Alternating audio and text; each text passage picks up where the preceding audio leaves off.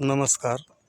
मी शिवाजी आप्पासाहेब धुमाळ, राहणार फारोळा, तालुका पैठण, जिल्हा संभाजीनगर येथील बिना नांगरणी SRT पद्धत शेती करत आहे.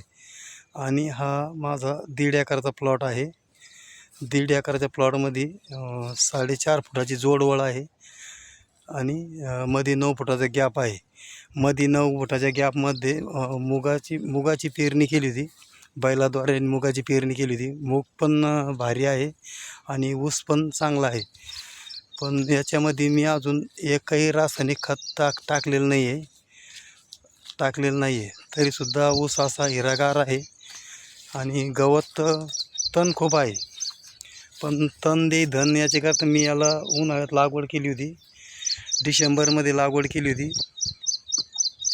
डिसेंबर जानेवारीमध्ये एंडमध्ये लागवड केलेली आहे आणि तण पण भरपूर आहे.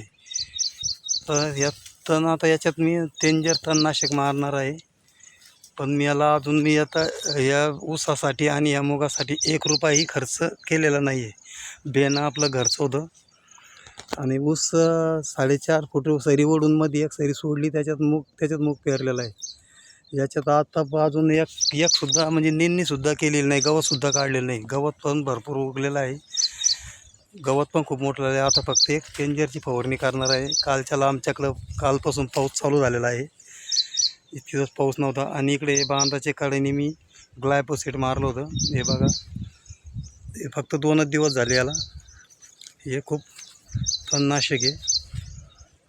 150 मिली वापरला आणि 2 दिवसाचा रिझल्ट आहे. बांधाची कड आहे आणि हा ऊस आहे. हा ऊसाचा प्लॉट आहे.